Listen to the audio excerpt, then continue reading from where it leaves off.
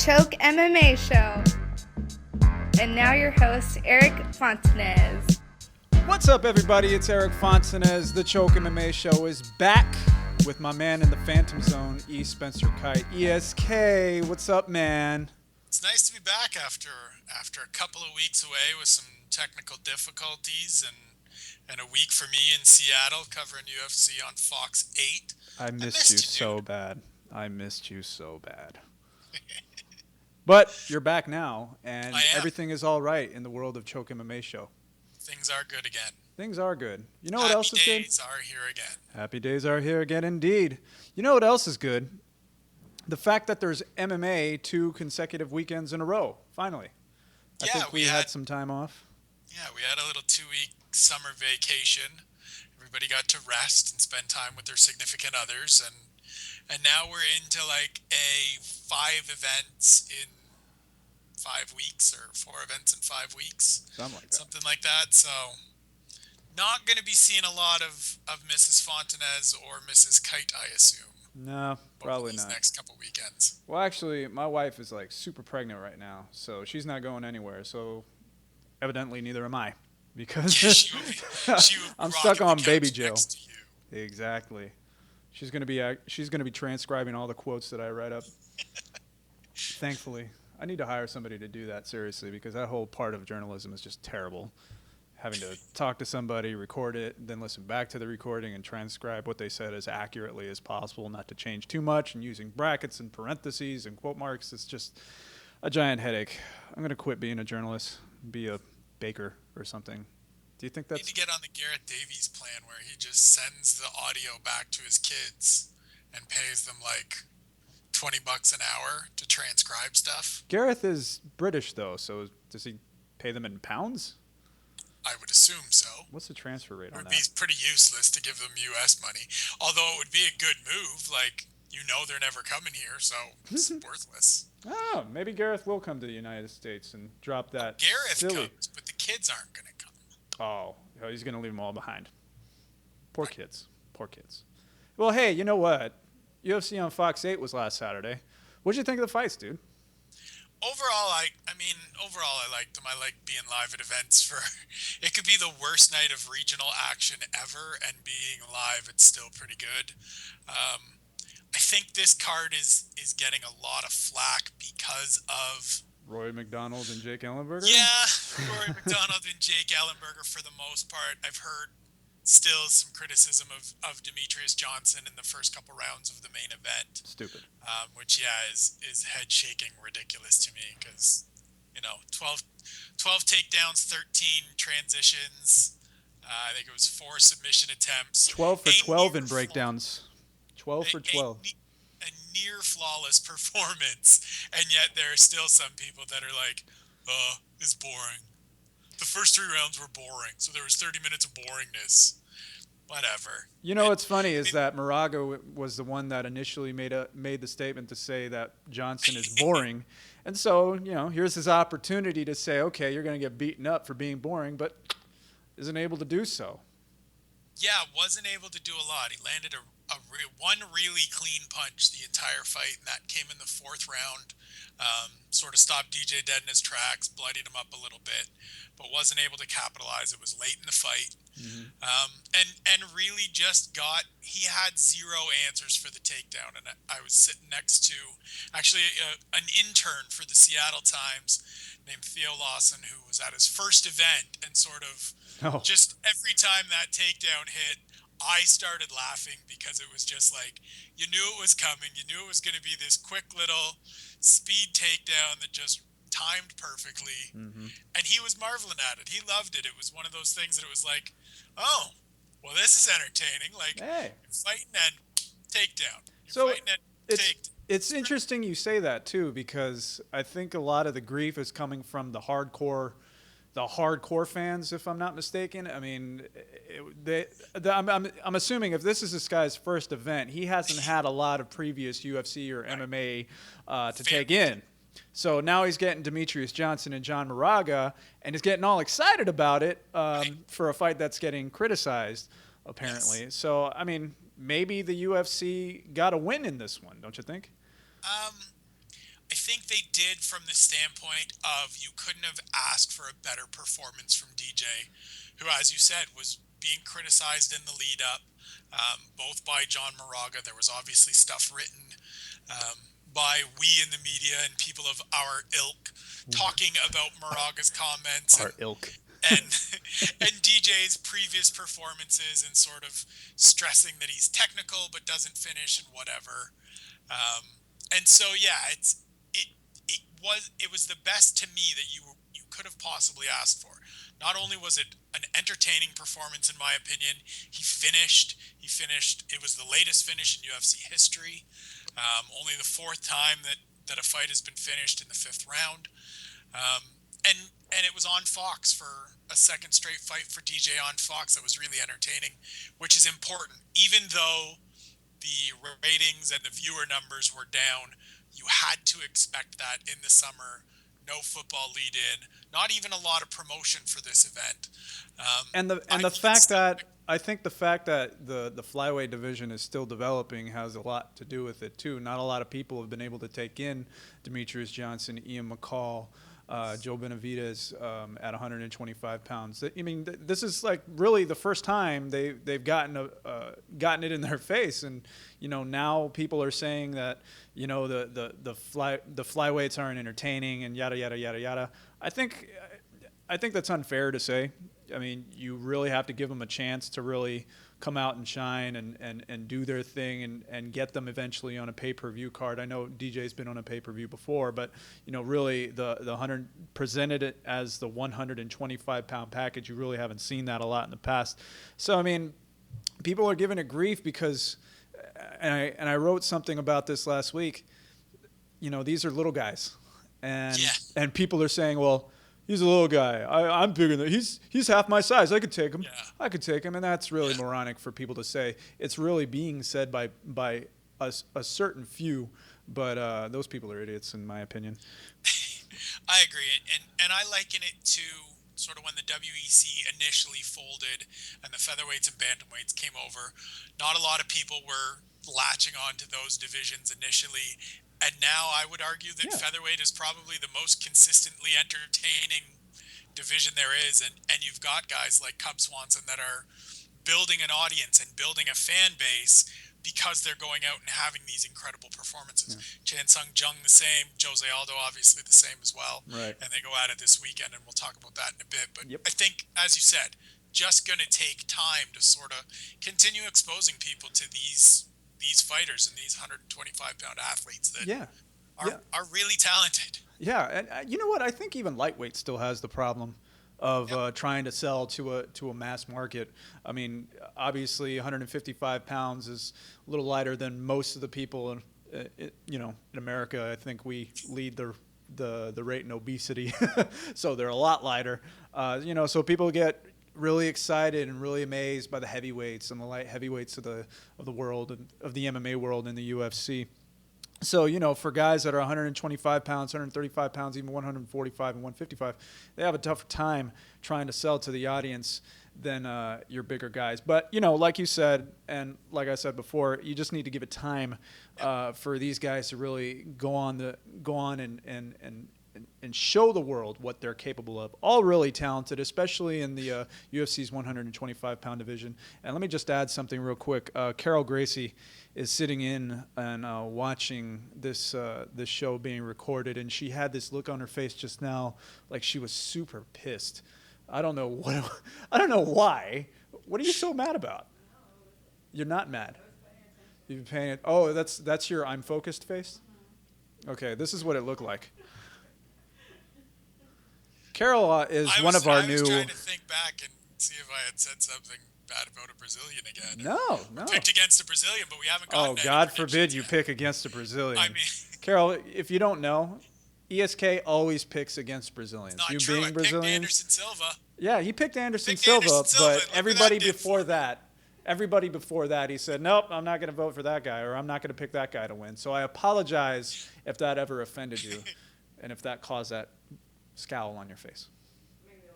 Maybe a little bit. You better watch out, dude. She's a purple belt in jiu-jitsu. She might just choke you out. Lost all the points I gained. Totally lost all the points. All the good hair. That's right. Your hair is good looking. I'm trying, man. I had to need get to look at cleaned up this. a little bit. Had to get it touched up before I went away to Seattle. Can't go out not looking fresh. I don't know what you're doing here. Well done, man. It seemed like Well you were done. petting I me love the there, hair. and that's kind of weird. Speaking of hair, I shaved my face. You like? I see that. I do. Is that like okay? Young Eric. Young Eric. So Like, did yeah. goatee Eric look like old Eric? No, but fresh shave, clean shaven is always a younger look. It takes a couple years off you. Well, Not maybe that you looked old. Maybe we need to ask a female. Carol, you've seen me with the goatee, and you've seen me without the goatee now. Yay or nay? She says yay. There you go. She says yay to the goatee? Says yay. She says yay to the shaved face. Oh, okay. All right. So. This show, by the way, gone completely off the rails in terms of where we normally are. So later on, when you realize that it's well over time, you're not allowed to say anything. You know what? I thought about that leading into the show, and I said, I miss the days of our podcast where we just go off the cuff and talk about whatever. 47 minutes of tangents. 47 minutes of awesome. That's what that was. And it'll be the same thing with the show. Video, doesn't matter. I love it. People are going to give negative feedback. I don't care anymore. That's right. I don't care because I get negative feedback for everything I do in the world. So it's all good, except for being a loving husband and father. So yay for me. But anyway, UFC on Fox 8 was this past weekend. ESK was entertained because he was cage side. Lucky bastard. And I was sitting here, sitting at home and watching it on Fox. I was okay with the main event, but the co-main event was a little tough to watch. Yes. ESK. It's a little slow. It was a bit. What did you think of it, cage side? I thought it was slow. I mean, I was doing a live blog for foxsports.com and wrote a lot of the fans aren't happy. There's booing, more booing. Mm-hmm. Oh, and a jab from Rory. Jab, booing, boo, boo, jab, boo, jab. Yeah, Jake's not doing anything. He seems to freeze. That jab. surprised me, though. That surprised me, though. I was expecting Jake to come in and wallop him, to be honest, to bring the fight to him.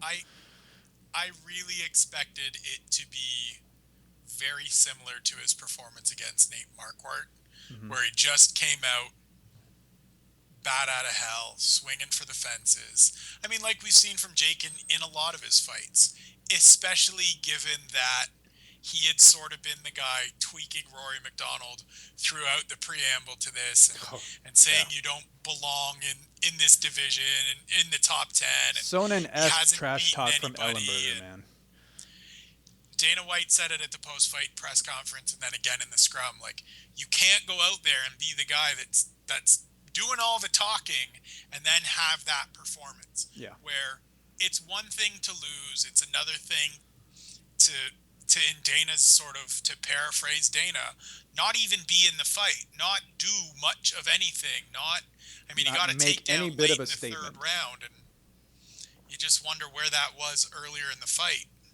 Yeah, I mean, leading into the fight, this was leading into the card. This was the fight that I was looking forward to most, and I was a rarity nowadays. I felt my heart beat faster. I was getting a little antsy leading into the fight, just as they were calling their names to get into the octagon, and then what happens? It just totally disappoints everybody in Seattle.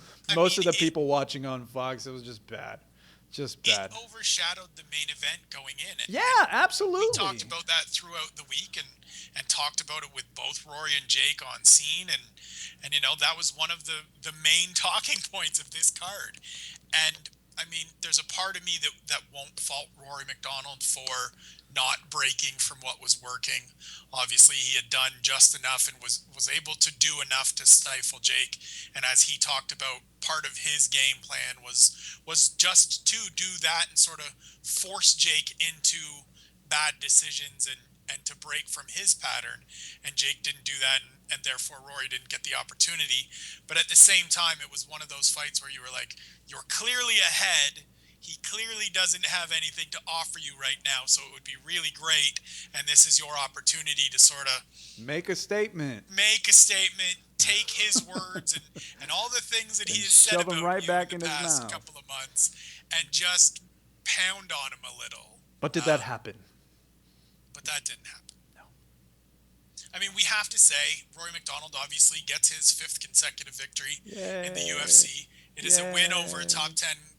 See, you're not impressed, and I think that's the part that You get a differ win from a over lot a of top people. 10 guy, fine. It says so in the record books because on the Right. official rankings, he's ranked Right. in the top 10 and you got a decision win. Good for you. Right. Did you do anything that was that really describes a dominant performance over a guy that's No, considered one of the best of the world? No, you didn't. So Absolutely not. what do you do with that kind of thing?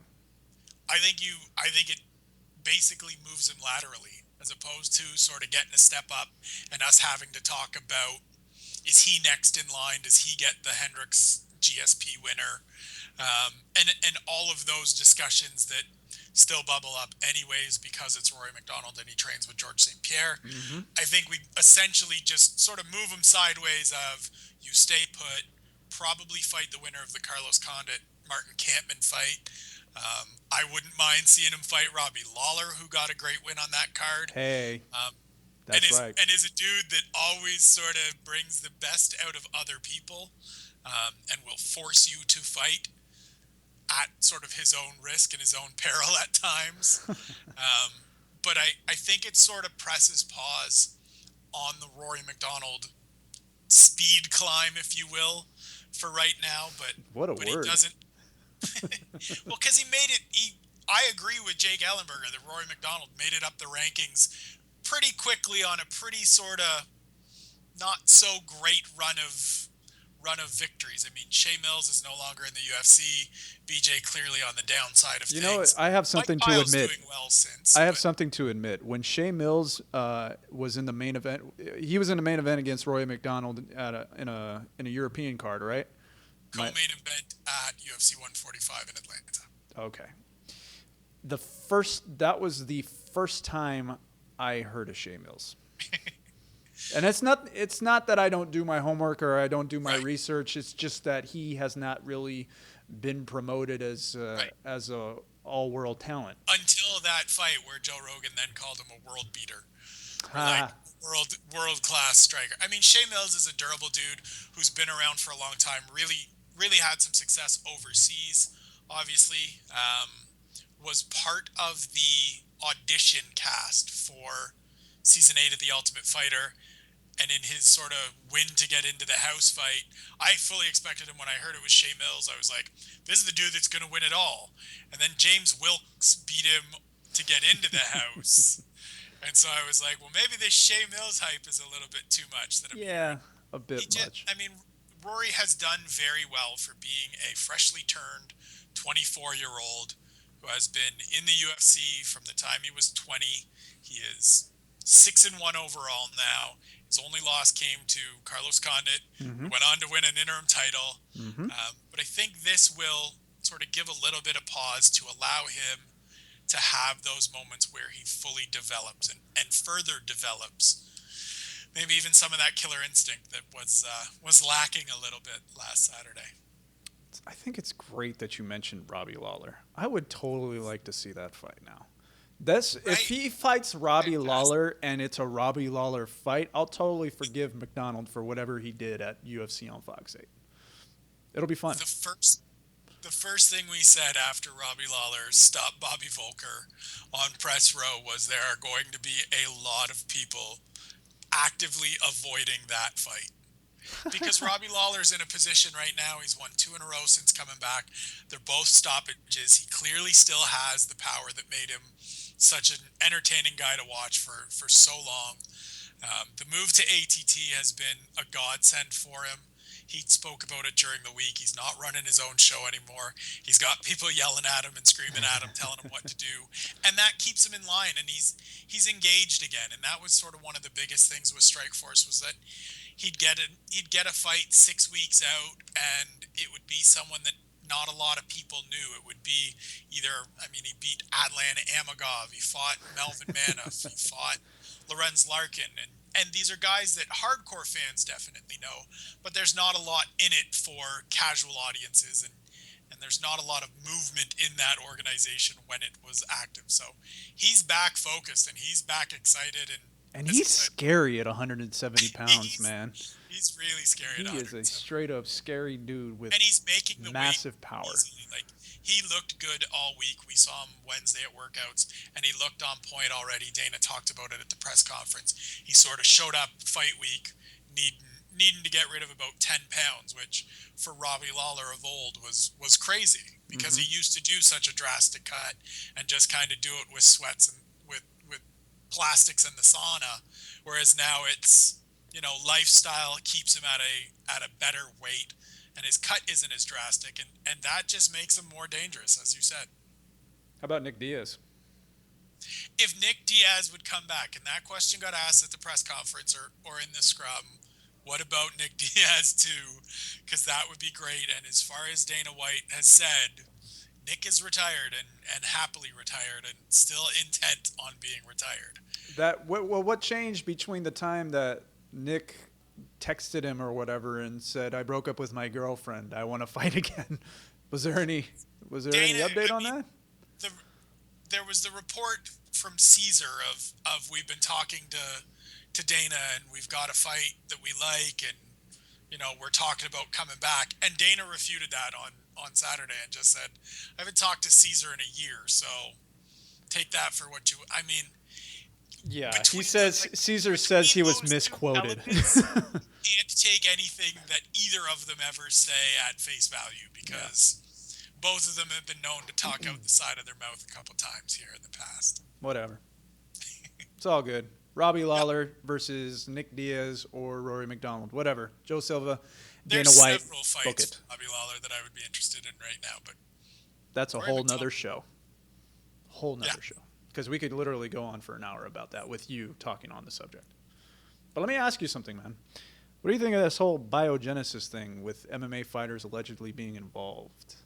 I think it's definitely something that has the potential to be an impact in a negative way situation for MMA, because if you look at the Major League Baseball players that we already know have been involved, obviously Ryan Braun accepted sort of a plea deal suspension. We hear Alex Rodriguez is getting one soon, as well as I think it's 12 or 13 other guys of varying levels. But Major League Baseball, even when you're sort of that low-level guy, you're making a couple $1 million a year as a base salary. This isn't cheap treatment. This isn't cheap to do, and so it has to be one of the superstars, if anybody. You don't expect it to be low-level fighters. You don't expect it to be guys that are making 8 and 8. You expect it when we first heard about it, and Tony Bosch and the people associated with the Biogenesis clinic came out and said there's all these different athletes on it, and mentioned MMA fighters. My first thought was Kimbo Slice. Well, there's got to be somebody high profile. Yes. And that's a really bad thing for the UFC at this point. Super bad. Just because of where they are in moving forward and all the positive steps they've taken. It's the last thing we need. I really hate Dana's insistence on always saying these are athletic commission issues and it's not us. You know what, man? As much as all the wonderful and important things that Dana White and the Fertittas and the UFC have done for MMA, they are still the leading entity in this business, and they have the power, if they take the stand, to help change this sport for the better, both in regards to PEDs and substances of that nature, and my opinion as well in regards to judging and the way that athletic commissions hire officials and use officials. If you just stop going to these places that keep having horrible judging, like we saw this past weekend in Seattle, like we've seen repeatedly in Nevada, then they have to make changes. That's the way it works. If you cut them off from the money, they will find ways to improve to bring the money back. But if you just sit there and go, not our deal, we're going to keep doing it, and then we're going to keep complaining about it, we're not going to see any changes. Well, I talked to Dana White yesterday at the UFC World Media Tour or UFC World Tour, however they're marketing it. And we had some conversation first off about the tour, and then I asked him about the Biogenesis scandal, if he and his people have been told anything about it or looked into it at all. And he gave me his answer, so I'll go ahead and bring that to you now. Dana White here with GRACIEMAG.com. Dana, thanks for taking the time with this busy media tour that you're doing. Talk about this media tour. What made you say, okay, we need to do this thing for the fans or what have you? Well, it's funny. I have this philosophy that everybody wants to see a great fight. You just got to know this right that it's on and when it's happening. So once we figured out that this thing was laid out and we knew what our year was and what a stellar end of the year it was, we wanted to get out in front of it. And we've never done anything like this. So the greatest end of a year we've ever had, it made sense to come out and do it. And I know boxing has made a habit of doing these kinds of things with Pacquiao and Mayweather and things like that. Did that also give you an indication it'd be a good idea to do? Well, no, it's different with boxing because boxing has a 8-month lead up to all their fights. You know what I mean? We go show after show after show. We do so many more shows than boxing. The difference is we were in a boxing type situation here where we knew what the rest of our year was, and the rest of our year is stellar. Is there any concern knowing that 2012 had so many injuries that you might face this kind of thing coming up? No, you know what's funny, man? You would never, this is probably going to be the weirdest thing you ever heard, but I'm glad that happened to us. I'm glad that the end of the year, that last year happened to us, because I would have never thought that could happen. I would have never dreamed that would even be possible. If somebody would say to me that every co-main and main event would fall off, and there's some cards where you could lose the entire card and half of the replacement card, I'd say you're out of your mind. It did happen, and I think it's a testament to how strong this sport really is. All the naysayers that say it's a fad, it's going away. The fact that we still had a good year last year, considering what happened to us, is a true testament to how strong the sport really is. And obviously you've got 4 major fights up there. Is there any particular one that's your favorite? I know Ronda and Misha have this cat fight thing going on, and then you got Jones being like undefeated and unbeatable. Every fight has its own story, man. You have the Misha-Ronda fight, which is a no-brainer. Everybody knows that one. Cain Velasquez and Junior Dos Santos is the greatest trilogy in the history of the sport. I mean, seriously, if you look at the way that both of these guys won and lost their first 2 fights, the third one's awesome. I don't know what's going to happen. You got this scenario with Hendricks and George St. Pierre, where many people feel this is going to be like the Anderson fight. This is the guy that can beat George St. Pierre and end his reign. We'll find out and see. John Jones and Gustafsson. The big gripe about Bones Jones is that he's too big for that division. He's bigger than everybody else. He's got all these advantages over them physically. Well, he doesn't have the physical advantages over Gustafsson. So let's see what happens. One more thing before I wrap up the interview. The Biogenesis scandal came out, and MMA fighters were brought up as being allegedly involved. I know you were asked about it earlier in the week, but has there been any other developments in finding out if there are MMA fighters? And I would have to think that if my guys were on that list, we would have heard about it already.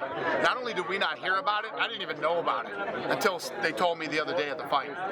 So the guy that's releasing that info has been releasing it trying to get paid. So if any of your guys were on there, I think you would have heard him trying to say, hey, I got some information for sale. I do too. Yeah, I think we would have heard it by now. So it's not even, Is it a concern at all? Not even at all. Not even a little bit. Here's the difference. The difference is with our sport and the other sports is our guys get tested every time they fight. Every time they fight, they get tested. So it's, it would be more an embarrassing pain in the ass if somebody popped up on there. You know what I mean? It's not like, a baseball player where this guy played so many games on this stuff and nobody knew. These guys are getting tested every time they fight. And there you have it, ladies and gentlemen. UFC President Dana White speaking exclusively with GRACIEMAG.com. That's probably going to be the only time we ever get to speak to Dana White one-on-one because sports? So what'd you think, ESK, because you watched it analytically? Dana's Dana, man. It's always the way it goes with him. He has the things that he wants to talk about. He sort of half answers. He's getting better about his non-answers now, though. At least he makes fun of himself for the non-answers. Yeah. He'll give you this rambling speech and then look at you and be like, I didn't answer your question, but there you go. We got a couple of those over the weekend in Seattle, and that's Dana. That's Dana being Dana. One of the interesting points, though, and we were talking off camera about this for a minute, was the fact that he said that if it was really happening, the Biogenesis scandal within the UFC, that it would have been brought to his attention already, that he would have found out about it, and he hasn't heard anything. Do you really think that's fair of him to say that it's just he's in a position of just waiting to find out? Do you think he should go and do something about it and find out if fighters under him are actually doing this kind of thing? I think that guys are not necessarily smart. I think people are secretive enough that if they were doing this, they know the consequences. They know the risk involved, so they will do everything in their power to keep it from Dana White and the UFC brass. I think it's noble that Dana thinks that he would know if there was somebody of consequence on their roster doing this, he would find out some way. But if this wasn't something they were looking into, if this wasn't something, either someone that they've been testing already or something that they were looking into, then why would they necessarily know? I mean, it's not like the UFC has a great deal of out of competition testing. Mm-hmm. They had talked about it in the past, but we haven't heard anything come up about it. There haven't been guys that have been randomly caught while they're in camp or just preparing for fights or don't even have anything on the schedule. So I fail to understand how Dana thinks that if it was somebody of impact and if there were UFC fighters on this list, that they would know. But we'll find out. I mean, this stuff is going to come to a head. The Major League Baseball suspensions are coming any day now. Yeah. And I think when that chip falls, the rest of them are going to. So. I was going to say that once baseball's investigation sheds a little bit more light, it'll start branching out into all the other sports that were mentioned. The NBA, even the NCAA is allegedly involved with this. Maybe MMA fighters, some in the UFC, some not. I don't know. We don't know. Nobody knows. Will be revealed in that time. But on a brighter note, UFC 163 takes place this weekend.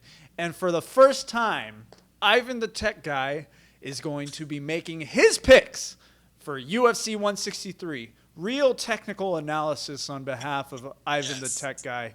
He's gonna blow your minds. And these are picks that you could take to the bank because he's Ivan the Tech Guy. He's put hours into figuring out who will win these fights. And you could tell by his body language how important this kind of stuff is to him. So check it out. Ivan the Tech Guy, UFC 163 picks. Ivan, who's going to win? John Lineker or Jose Maria Tome? Jose Maria Tome. Why? Because he has a cooler name. Ivan the Tech Guy, who's going to win? Thales Leites or Tom Watson? Thales Leites. Why?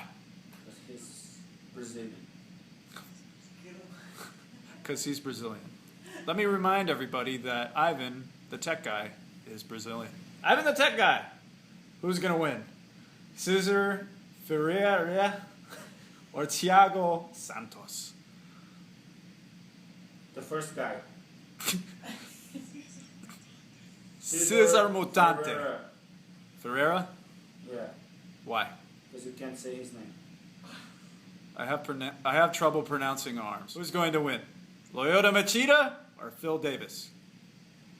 Lyoto Machida. Why is Lyoto Machida going to win? Because he drinks speed. And in the main event, Jose Aldo. I say Jose because you're Brazilian. Versus Chan Sung Jung, the Korean zombie. Who's going to win? Jose Aldo, of course. Why? Because he's Mango. Because what? He's Mango. What does that mean? He roots for Flamengo in Brazil. None of our American viewers know what the heck you're talking about. Because he's the best. He's better than the other guy. I'm Ivan the Tech Guy. This is my UFC 163 picks. Anyway, UFC 163 is going to happen, and the one fight that I really want to ask you about, ESK, is the main event. Jose Aldo versus Chan Sung Jung, the Korean zombie. Who do you think is going to win that one, and how? I don't know if I can follow up that performance from Ivan the Tech Guy. Well, he is an expert after all. I might have a little more sort of technical insight into the fight itself, not tech issues. That's Ivan's field. That is his field. This is a Jose Aldo steamroll to me. As much as I find the Korean That sounds like something you could order at a restaurant. Can I have a Jose Aldo steamroll, please? I mean, as much as I find the Korean zombie entertaining, and he has looked very good. I mean, he looked great in his win over Mark Hominick, a 7-second knockout. Yeah. He looked very good in his fight with Dustin Poirier. That fight was over a year ago. Jose Aldo is a very different animal than the Dustin Poirier. Aldo has looked phenomenal throughout his UFC run and throughout his WEC run as well. I just don't know what the Korean Zombie brings to the table that Jose Aldo hasn't already faced and beaten. It would be different to me if you know, Chan Sung Jung had a really great grappling game and sort of a really good clinch game, but we haven't seen that. Yes, he submitted Dustin Poirier and he has some submission skills, but it's not like he's a guy that's going to go in there and look to wrap you up and take you down and finish you right away. He's going to look to trade, and that is the recipe for disaster when you're facing Jose Aldo. I'm not going to sit here and try to break down this fight with the little intricacies and things like this. I'll just say this. Jose Aldo by bloody murder. Yeah, and I say that beating. Savagery, as you said a little while ago. You can't really pick any other way, can you? Yeah, I just don't see. This will be a fight where if the champion is dethroned, I will be really surprised. And there you have it. Jose Aldo, victorious at UFC 163. Those are our picks. Ivan the Tech Guy was giving his picks. I'd like to thank him for making an appearance. And I'd also like to thank Carol for sitting in and watching us do our thing. You're actually going to have a little video segment show up on the YouTube. Yes, it's going to happen. So, for everybody involved, especially ESK, I'm Erik Fontanez. Thank you for watching the Choke MMA show.